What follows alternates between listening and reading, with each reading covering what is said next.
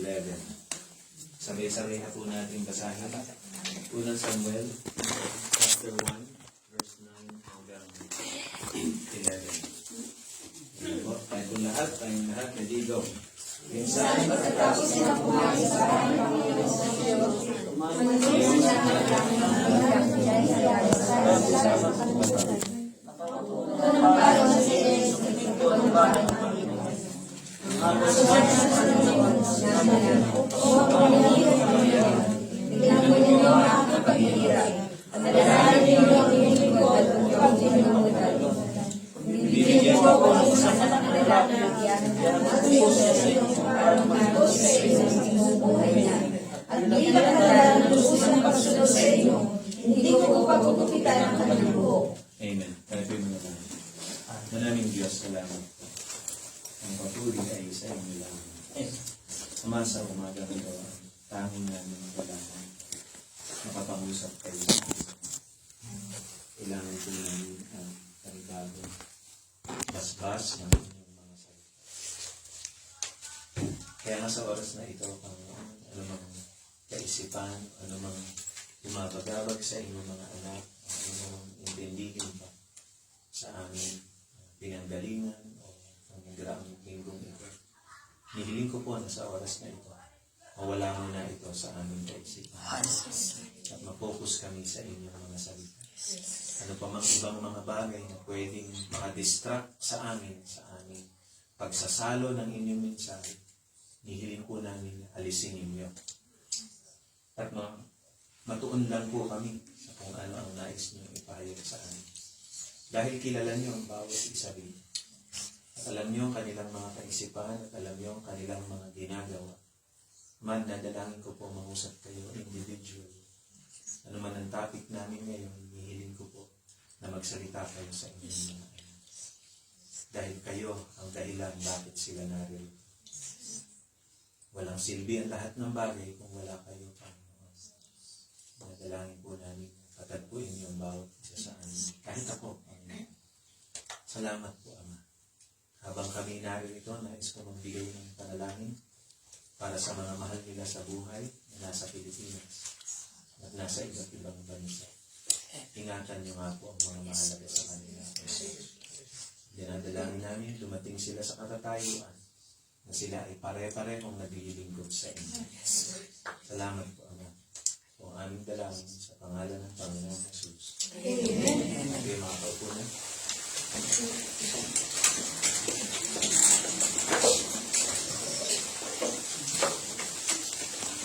Anong klaseng kasipan ng Panginoon?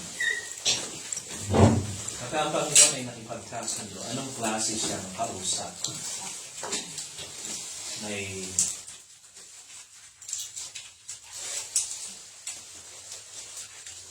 huwag mo na akong ganyan.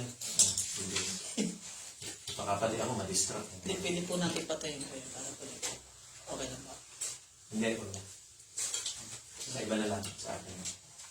Nagno-notes ba kayo? Ako, susunod pa sa ano po, papatayin lang po ito. Oh, sige. Pakipindutin na po lang siya. Yung pong kaliwa. Pwede ko ba sabihin sa inyo yung bias ko against sa pagaganyan? Kasi minsan yung mga tao nakafocus sa information pero hindi sa mensahe. Ingat na ingat makapagsulat pero hindi nakuha yung mensahe. Alam nyo, nung panahon ng mga... At alam ko, kaya na makabagong paraan at nakakatulong yan. Nakakatulong yan. Pwede niyang balikan. Pero yung katibayan ng pananampalataya ng mga alagad na nauna sa atin, hindi nakabase sa kung ano yung alam niya. Maraming minsan nakasulat sa notebook pero hindi na i-apply na. Hindi ko sinasabing kayo yun. Kaya ako medyo bias sa atin. Totoo palagi ako ini-encourage ng iba na magganyan nga. Kahit doon sa main church natin, sa Taiwan, doon saan ako nang galing. Lagi nila ako ini-encourage, lagi ako ini-encourage na yung mga devotion mo, gawan mo ng libro, gawan mo ng ano. Pagka sinabi ng Panginoon, there's a place for written knowledge. No? May lugar para dyan. Pero hindi yan ang katibayan ng pananampalataya. Now, hindi ko sinasabi na huwag nyo nang gawin. Kaya lang, Sa bawat pagsusulat ninyo, nais ko encourage sa inyo na lagi ninyong babalik-balikan. At i-assess nyo during the week. Halimbawa, sisimba na naman kayo next Sunday. Na-i-apply ko ba yung naisulat ko noong isang linggo? Ganun lang magkakaroon ng pakinabang na malaki. Balikan nyo yung lahat ng mensahe na naisulat nyo last year at this year. Tapos tingnan nyo ron, ano yung rito ang hindi ko pala i-apply? At pagka gagawin natin yan, matitiyak natin na para tayo nasa Bible school. Ganyan pa ako magsalita pag sa Bible school eh. Kahit yung maliit na bagay ay nagiging honest ako sa kanila. Kaya, pumaninan nyo na ako, hindi kayo naman. Hindi nyo na ako makikita ulit. Naging open lang ako sa inyo para huwag masayang yung ating pagsisip. Amen. Sige, pwede. Ituloy na. Bigay. Mga ba, titignan ko tuloy ko ano yung sinabi ko kanina. Anong klaseng katipan ang Panginoon? Pag sinasabi natin yung salitang katipan, isip natin magkasintahan. Pero ang malalim na word na ginagamit sa Bible ay covenant. Anong klaseng ka-covenant ang Panginoon? Sa Genesis chapter 15,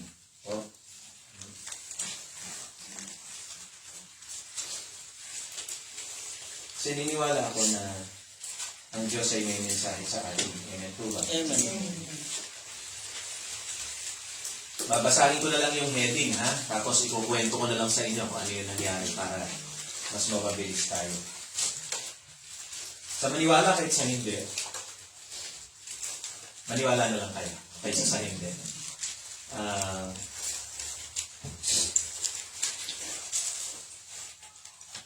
Ilang araw na ako nagpe-pray kung ano yung message sa umagang ito.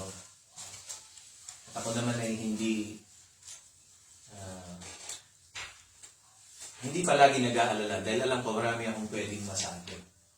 Kaya lang, blankong-blanko ako. At kahit kanina, nag-aawitan na tayo, gusto ko nga sana, umupo na lang at Panginoon, malapit na akong tawagin. Ano po ba ang isi-share ko sa kanila para mapaghandaan ko at ma-meditate ko. Kaya lang, blankong-blanko ako na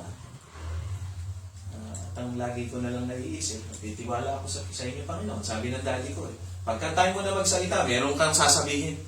Dahil mensahero ka Kaya ako'y naniniwala na ang Panginoon ay merong mensahe sa atin. Amen.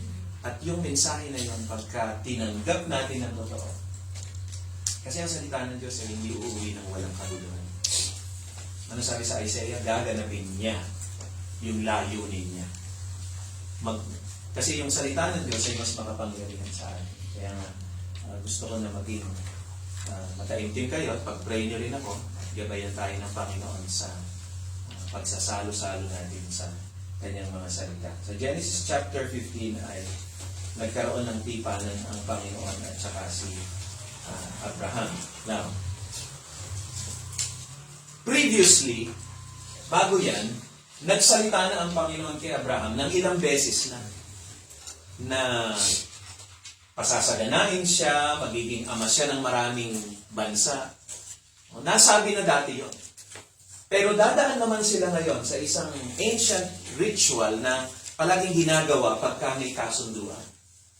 Diba, mag-imagine kayo ng maburol. Ganito, tingnan ninyo ako. Ganyan, diba, lupa yan. Tapos pa ganito. So, medyo may kanal. Ang sabi ng Panginoon kay Abraham, kumuha ka ng baka, kumuha ka ng kung ano-ano, kambing, tapos may ibon pa. Hahatiin sa dalawa. Tapos ilalagay yon sa magkabila. At yung dugo nun ay aagos, yung ibon lang ang hindi hinatik dahil maliliit. Yung dugo nun ay aagos papunta dun sa may kanan. Now, ang ritual nila ay ganito. Lalakad yung magkasundo, yung kung sino yung nagko-covenant, lalakaran nila yung kanal. At malalagyan sila ng dugo sa laylayan ng kanilang damit at sa kanilang mga paa. Habang sila ay nagkakasunduan. There has to be blood para magkaroon ng ng tipanan. So, lalakad sila ron at pagka nakalampas na sila roon, ayun na-consummate na yung kanilang covenant at pag may hindi tumupad, dugo yung kapalit sa kanya. Papatayin siya. Yun ang magiging tipanan. And this is human invention. No? Wala sa Bible yung ganyang klase. Karaniwan na yan na ginagawa noon. Wala tayong makikita sa Genesis prior to this na sinasabi ng Panginoon, ganito pag magtitipanan kayo, ganito pag makikipagkasundo kayo. No. Kaya palagi ko, this is God's grace. Tama na, huwag na kayong magsulat. Listen, tumingin na lang kayo dito sa akin. No? Nandidistract ako na hindi ko kasi alam kung ano yung kasunod ko sasabihin. At na humingi lang ako ng gabay sa Panginoon. Kaya, mag-focus na lang kayo sa akin. Amen? Minsan nga may nagtatanong sa akin, ilalike po ba natin to? Hindi. Palagi ko, yung mensahe ng Panginoon ay para lang kung sino lang yung kaharap ko. Yun lang. Ito lang. Kaya, iklupin nyo na muna yung mga notebook ninyo at kunin na lang natin ng personal na lang itong mensahe ng Panginoon. So, it is interesting to note that God would use a human invention to make covenant with someone. Hindi yan hindi biblical yan. Karaniwan yan na ginagawa noon. Pero gagamitin ng Panginoon yung alam ng mga tao na paraan ng tipanan para idiin yung kasunduan nila ni Abraham. So nung nandoon na si Abraham, nahati niya na ganyan, may mga dumating na mga ibon kasi yung mga vultures noon sa New Testament minsan ini-interpret yan na agila. Kung saan naroon ng mga bangkay ay naroon din ng mga agila. Pero ang totoo, tinutukoy na ibon dyan, yung malaki yung baba, yung nakalaylay yung leeg na mahaba. Mga buitre na pagka from 50, 60 miles away, naaamoy nila yung dugo. Kaya pagka may mga bangkay, nagpupuntahan sa mga pinikula na may mga gera, tapos sa ibabaw may mga ibon na mga buitre. So nagdatingan yun. At gustong kainin yung mga patay na hayop. Kaya sabi si Abraham, binubugaw niya yung mga hayop. Sobrang pagod, nakatulog si Abraham. Ilang sandali pa, dumating ang Panginoon. Nabalot ng kadiliman yung lugar. Tapos may parang haligi. Ganyan. Na apoy. Na dumaan dun sa gitna nung... Yan po yun nandito sa Genesis 15. No? May dumaan na apoy dun sa gitna. Nung kanan. Si Abraham nasa gilid, nanonood.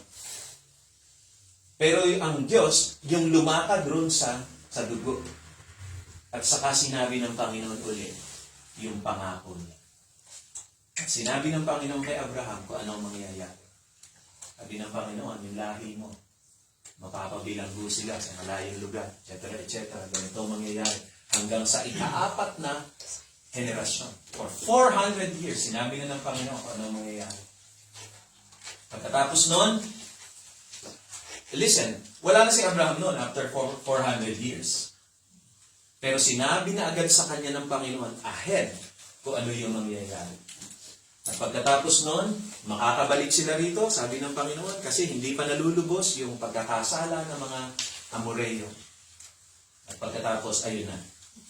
Yun na yung tipanan nila ng Panginoon. At yung binanggit ng Panginoon dyan, yun na yun nangyari sa aklat ng Exodus. No?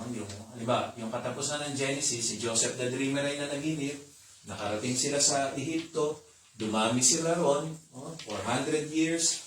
Tapos, inalis sila sa Ehipto ni Moses at nakarating sila sa Kanaan sa panahon na ni Josue. Wala na si Moses, namatay na rin. Kailan na yon? Kailan, sa isang kasabihan, written in blood.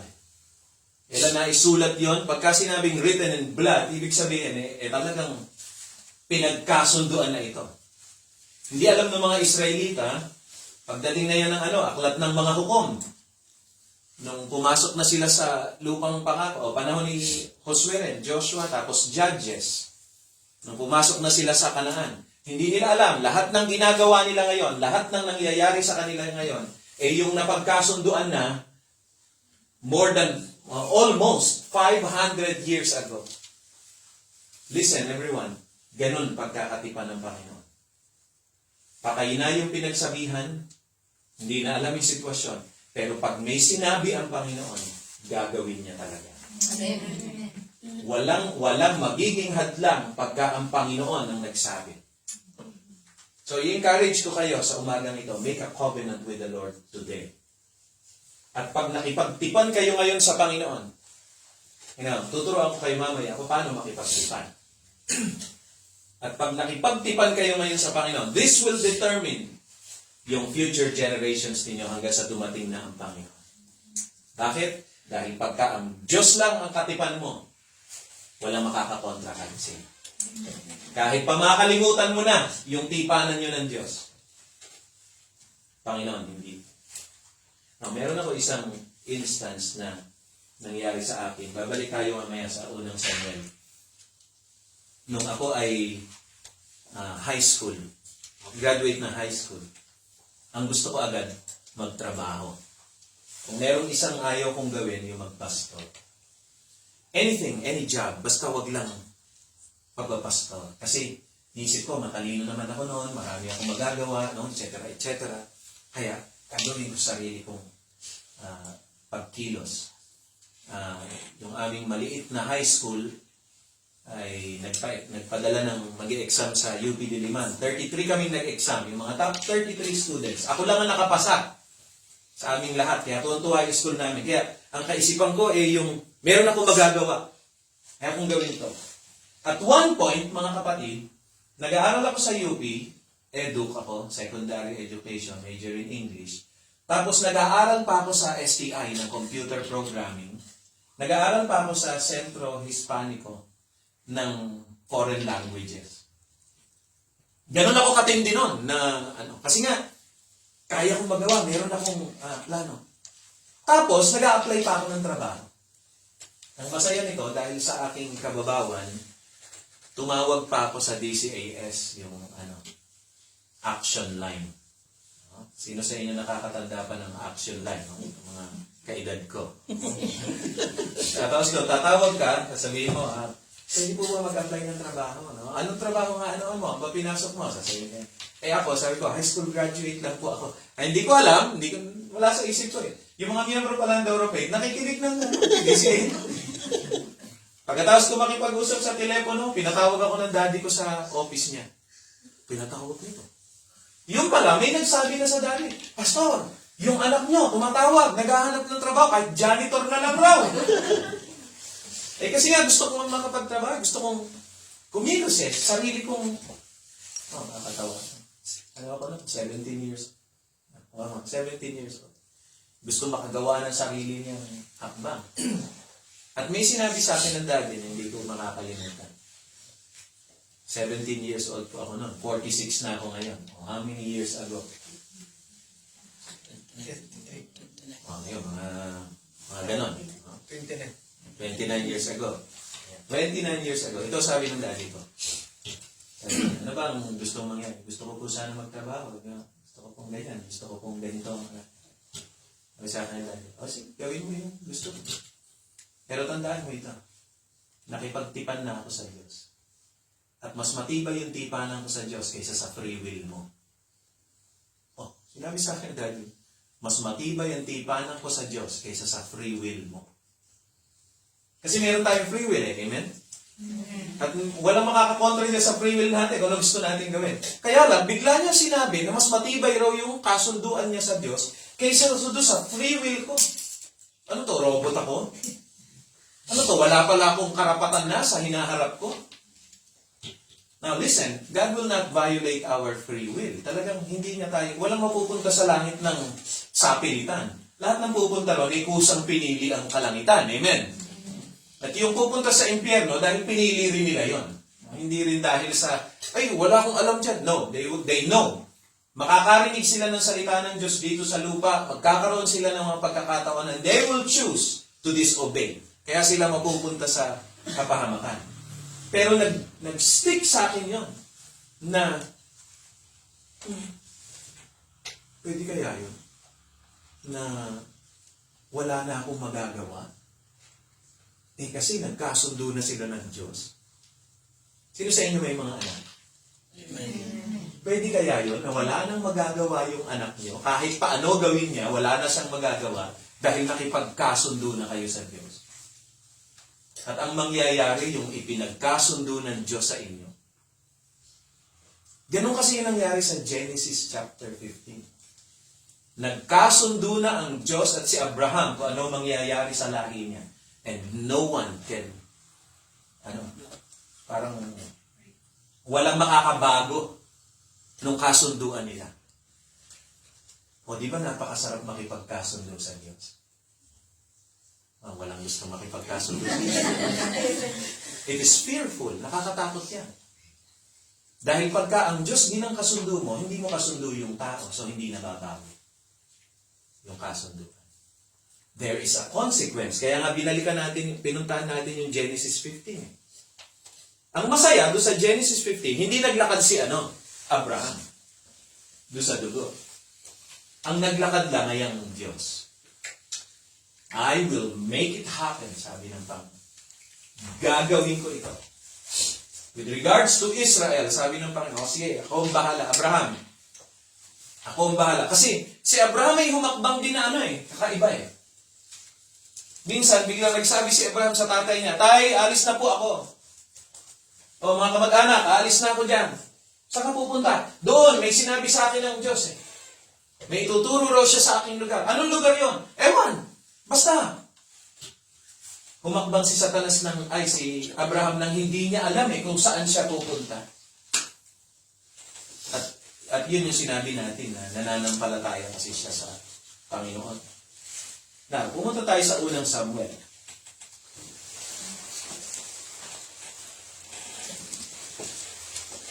Yung binata natin kanina.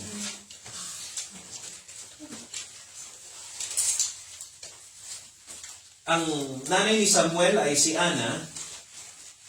At si Ana ay may karibal. Yung si Elkanah ay may isa pang asawa.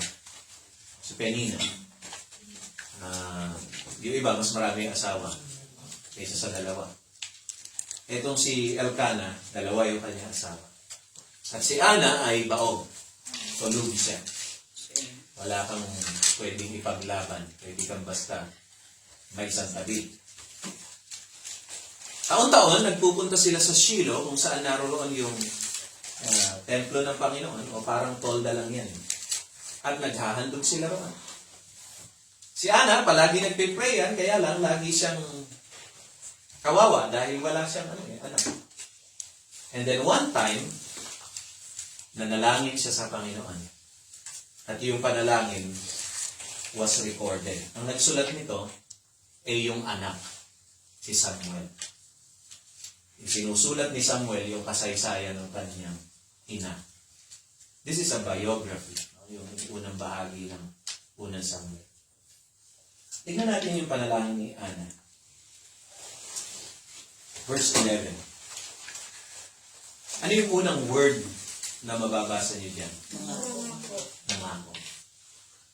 This was not an ordinary prayer. This was a covenant. Hindi siya ngayon pupunta sa Panginoon para humiling. Bibigyan niya ng responsibility yung sarili niya. If you want to make a covenant with the Lord, get ready to promise. Humanda ka na mangako din. Humanda ka na meron kang gagawin. Yung unang-unang ikinasal ko ay isang mayaman, negosyante sa Makati at yung mapapangasawa niyang babae ay abogado na Avon. Ang masaya nito, gusto nila ako magkasal pero pareho sila mas matanda sa akin. First time ko yun na magkasal. Nasa Diamond Hotel kami. Sikat sila, maayos sila, no? Nandun si Eddie Gutierrez sa isang tabi. Basta isang maayos na pamilya. Talagang mayaman. Nung darating na kami sa sumpahan, Nagkasundo kami na bawat isa sa kanila ay hindi ko na pasusunurin. Yung ako, tinatanggap kita, hindi ko na sila pasusunurin ng gano'n. At nagkasundo kaming tatlo na magsasalita sila ng pangangako sa isa't isa in their own words. Di ba? Nauuso na rin yan. You are my friend, you are my best friend, yung mga ganon-ganon na. Sabi ko, sige. Di yung lalaki na. Salita yung lalaki. Worley, hindi ako nangangako, pero gagawin ko ang lahat. Sabi ko, sandali. Tinigil ko talaga eh. Nasa kalagitnaan ng kanyang pangangako. Sabi ko, hindi ka pwedeng hindi mangako. Sabi niya, pastor, nagkaroon pa kami ng diskusyon doon sa kasalan. Sabi niya, pastor, ayoko pong mangako tapos hindi ko magawa. Ang gagawin ko na lang, gagawin ko talaga wrong. Kailangan mong mangako at gawin mo. Nandito yung mga saksi, kinakailangan may accountability ka. Dahil pag dumating yung problema at may ginawa kang pwede mo sabihin, wala naman akong pangako Kaya nga sinabi ko sa iyo nung una, di ako nangangako Nagkaroon pa ng lecture, sabi ko, pagka tayo nag-a-apply ng trabaho, pumipirma tayo na papasok tayo. Kaya minsan, kahit na may sakit tayo, nandun tayo sa trabaho. Nung pumapasok tayo sa school, nag-register tayo, papasok tayo. Kaya, di ba sa mga class card natin, nung may nakalagay doon kung ilang araw ka pumasok. Although, alam mo, may absent kang 3, but perfect yung attendance na nilagay ni Ma'am Dodd. Hindi na yata na-compute. Lalo na ngayon na magpapalit ka ng estado. Nandito yung magulang ng mga babae, nandyan yung magulang mo. Lalo ka na dapat mangako ngayon. You need to promise. English ko po sinabi sa kanila yon Tinagalog ko lang, mahirap na. Nung time na may kodigo pa ako. Ganun po ba, Pastor? Yes. Mangako ka. At tumayo ka sa pangako mo. So, binago niya na, Worley, nangangako ako. Yan, very good. Tuloy mo, sige. Covenant means you're ready to promise and make good the promise. Kung merong isang nakakatuwa at nakakatakot na pangakuan na yan, Diyos. Nakakatuwa kasi ang Diyos, pag nangako ka sa Kanya, i-honor niya. Nakakatakot dahil pag hindi mo tinupad yung pangako mo, babalikan ka ng Diyos. Kaya nga sa bagong tipan, ang sabi sa kanila, huwag ka na sumumpa. Kundi ang oo mo ay maging oo, at ang hindi mo ay maging hindi. Ngayon, bakit ko kayo sinasabihan na get ready to promise? Mag-umpisa kayong sasabihin nyo ngayon, kung gusto ninyo, na Panginoon, ganito po ang gagawin ko. This is my yes. At Panginoon, ito po ang hindi ko gagawin. This is my no. At i-honor ng Panginoon pagka kayo ay nangako sa Kanya. So, this was not an ordinary, Pastor, pag-pray nyo nga ako, may pangangailangan ako. No. She will make a covenant. Baog kasi siya At kung may isang kilala siya na pwedeng makagawa ng paraan sa kanyang pagkabaog, ang Diyos na yun. Anong isang bagay na iniisip nyo imposible? Yan na ang pinakamagandang pagkakataon. Dahil merong isa na alam natin walang imposible sa Kanya. Amen. Dahil kung may imposible sa Panginoon, mahirap na to. Sitwasyon ko, Pastor. Kung hindi kayang solusyonan ng Diyos, yung sitwasyon nyo, hindi siya Diyos. Ang Diyos ba ay Diyos? Amen. So, walang imposible sa Kanya. Walang imposible. Now, balikan natin yun. Nangako si Hana sa Panginoon. Sabi niya, O Panginoong makapangyarihan. That's what we need to realize. Yung kakatipanin natin ay Lord, ibig sabihin siya ang nasusunod. He has authority at makapangyarihan. He has power. He can pull through with His word. Kaya niyang gawin kahit ano. Maliwanag ba yun? We need to know that. Dahil pag dumating yung sitwasyon at tumatagal yung panahon na yung inaantay mo ay hindi dumarating, kinakailangan hindi mawawala sa iyo yung paninindigan na alam ko makapangyarihan ng Panginoon. Okay. Sabi dito, tignan po ninyo ang aking paghihirap. She was honest. Hirapan siya pressured na siya lagi na kasi, sabi doon sa bandang una, parang pinutokso siya nung karibal niya na co-wife eh. Pareho silang legal wife. Alalahanin ninyo ang inyong lingkod. Her prayer was humble. Wala siyang hinanakit sa Diyos. Hindi siya nagsasabi, Panginoon, ako na lang kala ko ba kayo'y ba't ganyan nangyari? No. She described herself as God's servant. Ako'y inyong lingkod. Sunod. At huwag ninyo akong kalimutan. Pareho lang yan. Diretso tayo. Kung bibigyan niyo po ako ng isang anak na lalaki, her prayer was specific. Hindi ko alam yung iba. Kahit basta ano na lang. No. Makikipagtiwan siya sa Panginoon na isang tiyak na bagay para malaman kung sa Panginoon talaga nang galing. Kung bibigyan ninyo ako ng isang lalaki, ihahandog ko siya sa inyo para maglingkod sa inyo sa buong buhay niya. Now, listen to me. Si Samuel, hindi pa ipinapanganak noon, pero nakikipagtipan na yung kanyang magiging ina sa kung ano ang mangyayari sa kanya sa hinaharap. This is interesting kasi yung mga nanay ngayon, yung mga tatay ngayon, minsan pag lumalaki yung bata, tinatanong tayo, ano mangyayari sa kanya? O anong gagawin mo sa kanya? Ano nga? Tingnan natin, tanungin natin siya. Kaya tinatanong natin yung mga bata, ano gusto mo paglaki mo? Di ba? Lagi natin tinatanong sa mga bata yun. Tinuturuan natin sila na huwag susunod sa gusto natin. Ganun yun, bata pa lang. Sinasabi mo na sa kanya na kung ano yung gusto niya, yun ang pwedeng mangyari. Tapos pagka lumaki na kumukontra sa'yo, ba't hindi ka makikinig sa akin? Ako magulang, bata pa lang siya, tinuruan mo na ng individuality. Naisip niyo ba yun? Tayo may kasalanan tinuruan natin sila na magkaroon ng ibang kaisipan. Samantalang sa Biblia, yung mga bata hindi tinatanong kung ano gagawin nila. Yung magulang ang nagsasabi kung ano mangyayari sa bata. Marami pa akong pwedeng mabanggit dyan sa Genesis, sa dulo, chapter 50. Si Jacob, sinabi niya na lahat na mangyayari sa kanyang 12 anak na lalaki. Sinabi niya lahat, ikaw magiging ganito, ikaw magiging ganito. And parents' words are powerful. Kung yung magulang ay may pagkakilala sa Diyos, yung salita ng magulang ay makapangyarihan. Sinasamahan ng Panginoon yan. Listen to me, mga kapatid. Ang may authority sa anak nyo para magsalita kung ano mangyayari sa kanila, hindi yung teacher nila.